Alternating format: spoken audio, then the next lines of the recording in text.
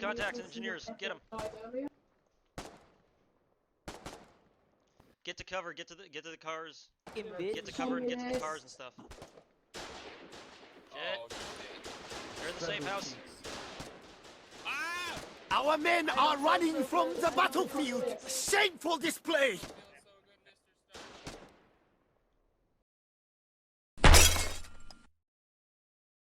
Troops, Officer I Saw a Bear here. Welcome to Update 26 for Foxhole. This update revamps the entire map, production, and resource structure of the world. Welcome to the War Machine update. Welcome to the new World Conquest. Now, I was thinking of covering each of these maps in excruciating detail, but since I work 7 days a week, we're going to do the fast version. Let's go!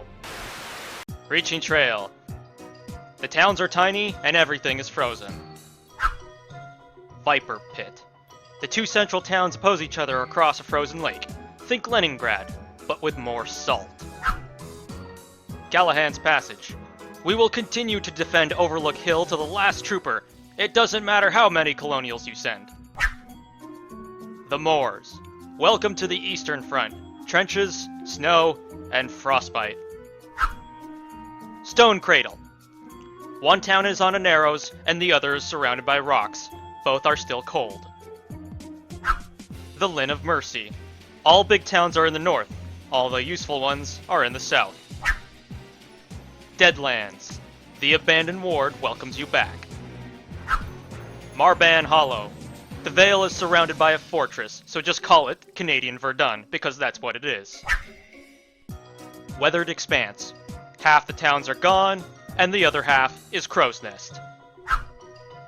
Godcrofts. It's half a Fisherman's Row, but with more beaches. Endless Shore. Saltbrook, but with more salt. The Drowned Vale.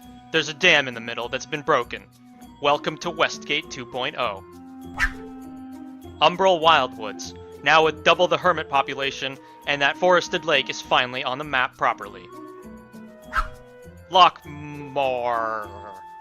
Fairmore still has the best bars in town. Faranac Coast. We will always remember Jade Cove, especially since it is still there. Orebreaker Isles. Now connected to land, still disappointed Grizzly isn't spelt like the grizzly bear. Fisherman's Row. The other half of Fisherman's Row, but with more water. Welcome to Westgate 1.0. Westgate. How is Handsome Hideaway still considered a valuable capture point? I mean, serious. Heartlands. I'm officially nicknaming Blemish to fuck off Fortress, because that's what it is now. A solid fortress. Bow before the might of the Blemish. Great March. An aptly named map centered around one big road. Also, there are some nice farms there. Shackled Chasm. Vanguard is mocked by the other three towns for not having any waterfront property. Alud's Bight. Two towns on a coastal road with a lot of docks. And lastly, Tempest Island. It's still basically just the Iris. If you want to explore more of these maps, you're gonna have to do it on your own. And you're probably gonna have to fight a lot of people on the way. This new persistent world is home to several changes to the game. First off, port bases no longer exist. No faction now gets an easy starter town, where they just have everything available to them. Additionally, resource fields and mine distributions are now randomized every war, so you can't just map out the same strategy at the beginning of every conflict. You'll have to plan with your team and coordinate your strategy. And now, we've got immersive border travel. Whereas before, the borders wouldn't line up exactly and they were more just an estimate of what you were seeing on screen. Now, neighboring region landscapes are streamed, allowing you to see the destination area before traveling. A note on this is that you won't be able to currently see enemy structures or units on the other side of the border. However, you will be able to see them on the map if your team has gathered intelligence for that area. The traveling experience is also more streamlined, as your screen will blur in-game instead of showing a separate loading screen. A new world also means new resource fields, which all have a new visual design, layout, and an additional mechanic. Scrap has been renamed to Salvage. Resource fields contain a large quantity of resource nodes, but the fields eventually deplete and take a significant amount of time to replenish. For example, salvage fields will take 80 to 140 minutes to replenish, and other fields might even take 6 to 10 hours to replenish. This will cause some resource shortages in the world, but that's the point. Additionally, a new mechanic is that the central structure on each of these fields, when activated, will display the remaining resource nodes before replenishment is necessary. Before I continue talking about the resources, I need to introduce our first new vehicle, the fuel tanker. This is a specialized truck designed specifically for delivering fuel types. It has an ability where it can hook up to structures and other vehicles in order to fuel them up. More on that in a second. Fuel is now no longer stored in a vehicle or structure's inventory, but rather in a separate slot, separate from the inventory itself. The fuel tanker seats two: the driver, who conducts the vehicle, and the passenger, who does nothing. So let's try fueling up the scrap mine. In order to fuel up the scrap mine manually, you'll want to take your fuel, in this case diesel, and put it into your character's inventory. This goes in item slot 3 now, and much like a medkit, you simply click on the structure or vehicle to fuel it up. The fueling process will take a little bit of time, but as you can see, the scrap mine has started automatically the second it's received fuel. While this is good for if you're in a pinch, this isn't sustainable long term. This is why we have the tanker now. To fuel vehicles or buildings with a tanker, simply go on either the tanker or the building and select the refuel diesel option.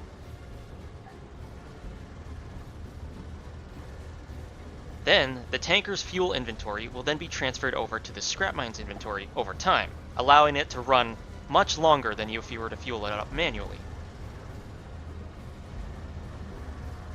And you will be able to see this fuel line laying on the ground.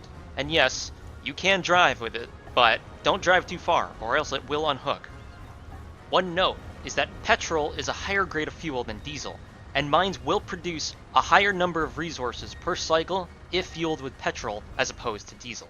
This same process is applied to component mines and oil wells, which produce crude oil, which can then be refined further into petrol. And as I said, this process also works on vehicles. And it works on rockets now, too. With all these new materials, the refinery has seen some changes as well. Now the refinery has a stockpile for holding resources. Refinery orders can also now be made public, which puts the refined material into this stockpile.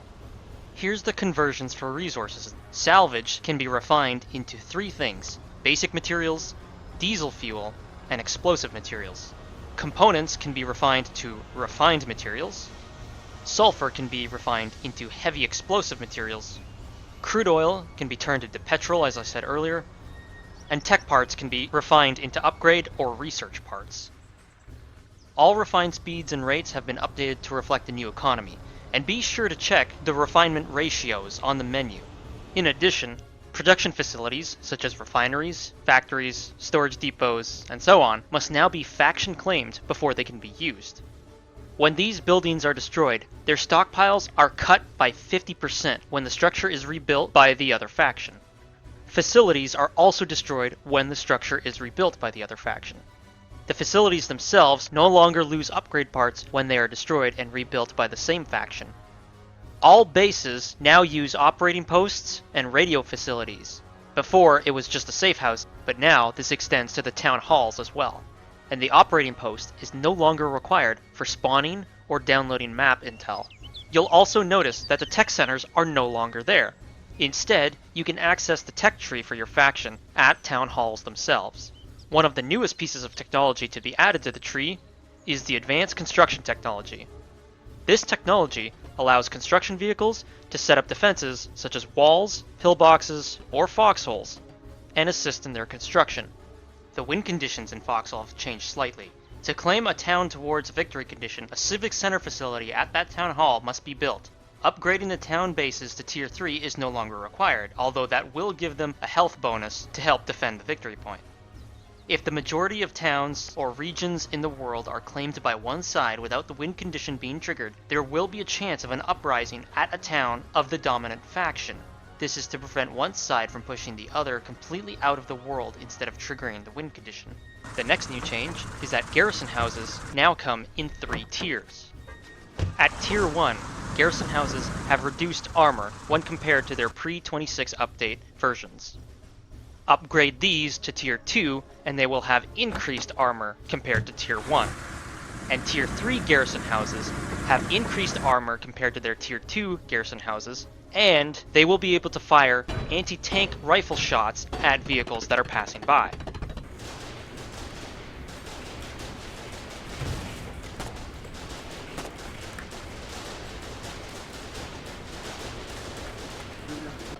The caveat to Tier 2 and Tier 3 garrison houses are that they can only be built if they are connected to a Tier 2 or a Tier 3 town base, such as an upgraded town hall or an upgraded safe house. In this way, towns aren't just built and then left as is. They actually upgrade over time, depending on if your faction actually wants to spend the resources to upgrade the entire town. Let's talk about some new logistical tools and the ways in which logistical players will be moving equipment and vehicles to the front lines from here on out. Introducing the container. Yes, we built an even bigger box. The shipping container can be built at a construction yard. This shipping container stores crates of items, much like a stockpile, which can then be moved to the front lines, and then these items can be individually withdrawn once they have arrived at their destination. But we'll need 2 additional vehicles to help us out with this process. First up is the crane. The crane is a heavy vehicle used to lift other heavy vehicles and very heavy equipment around. It comes with 5 inventory slots, the driver's seat, which can control the vehicle itself,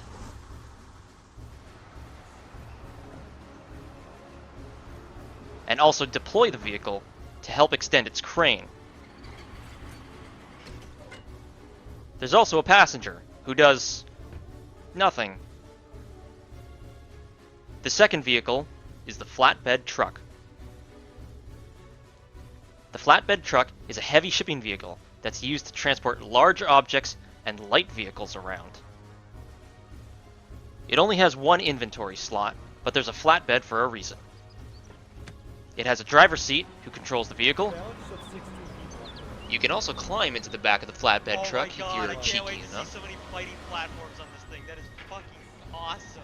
And a passenger seat who does nothing. Okay, so let's give us a scenario here. I'll be using a battle tank and a container for this situation. First up, most vehicles in the game now come with the option to package them.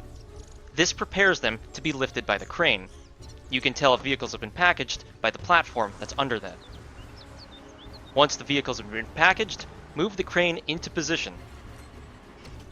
Deploy it, and swing the crane around over the vehicle you wish to pick up. Then simply drop the crane onto it, and lift up the vehicle.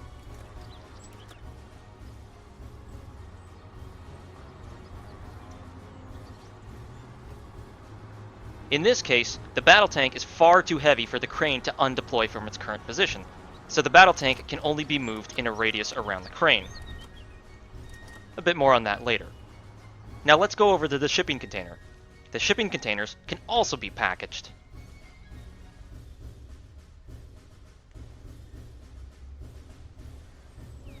Once they are packaged, repeat the same process, as I just explained.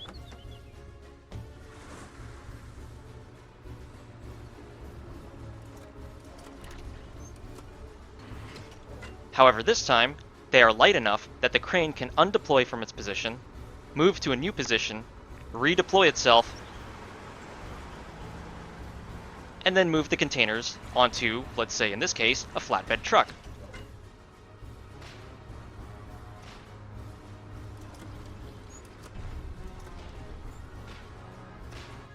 This flatbed truck can then be driven to the front lines, where they can be deployed, assuming they have another crane at the front lines. Keep in mind, this can be done with light vehicles too, like this artillery piece. No more having to drag those bad boys around. Now you can head to the front lines in style. But hold on, these are shipping containers, aren't they? That means we need a ship. And the ship for this job is the freighter. An even bigger ship. The freighter holds 10 inventory slots and has a special cargo deck for vehicles and containers. It can hold 5 containers, or in this case, 1 battle tank. That's right, as if these things weren't terrifying enough. Now they can cross the oceans.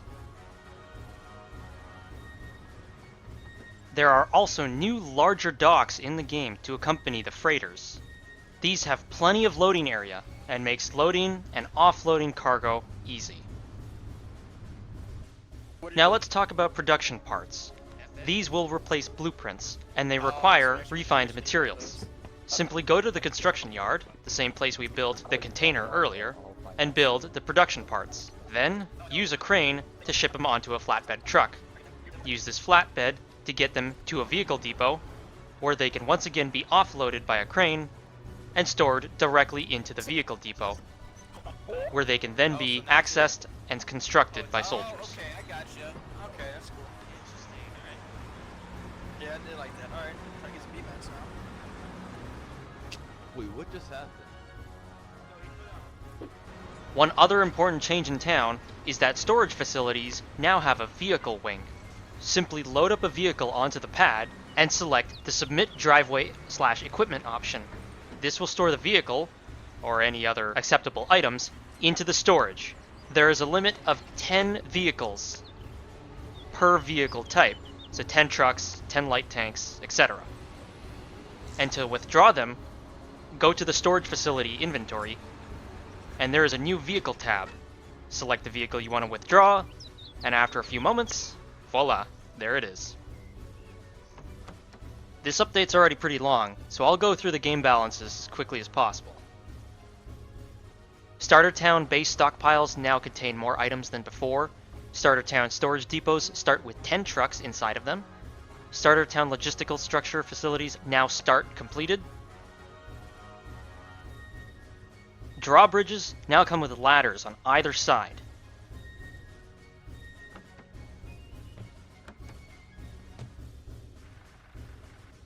Barges, landing ships, and gunboats have all had their speed increased by 25%. Garrison camps, garrison bases, town halls, fortress walls, and bunkers have all had their health increased by 50%. And bunkers now fire AT rifle shots at vehicles. Certain vehicles now have an inventory weight, much like foot soldiers.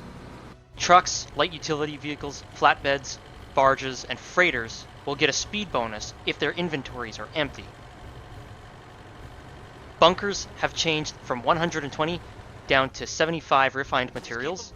Gun turrets changed from 70 refined materials down to 80 basic materials. Gun nests have changed from 50 refined materials to 100 basic materials. The keep has been changed from 400 refined materials down to 300 basic materials. Town halls have changed from 200 refined materials to 200 basic materials. Outposts have changed from 100 refined materials to 100 basic materials. Tank traps have changed from 50 refined materials to 25 basic materials. All light tanks and battle tanks have had their ammo costs updated and now require heavy explosive materials. All facility costs for refineries and factories have been reduced to 20 upgrade parts and no longer increase as each facility is upgraded. All ammo factory facility costs have been reduced to 25. Small garrison facility costs are now 25 upgrade parts. Large garrison facility costs are now 50 upgrade parts. And the Civic Center cost is 25 upgrade parts. The Advanced Mining Facility cost is 15 upgrade parts now. Damage required to disable a truck has been increased by 50%, making it more durable. Retrieving items from a cargo ship is now 100% faster. Soldier supplies production time has been reduced by 33%. Garrison supply production time has been reduced by 50%. Positions of forts and metal walls have been swapped in the tech tree. Town base and fort map intelligence detection radius has been increased by 50%. Armored cars, half-tracks, light and battle tank inventory size has been reduced by 1 since there is no longer a required fuel slot. Sulfur now requires a sledgehammer to gather. Resource mines are no longer part of the tech tree. Salvage, previously scrap, encumbrance has been significantly reduced. Classic salvage mines, for upgrade parts, have been removed from the cargo ship has been renamed to the landing ship. Many new tip tools have been updated to reflect the latest changes in the game.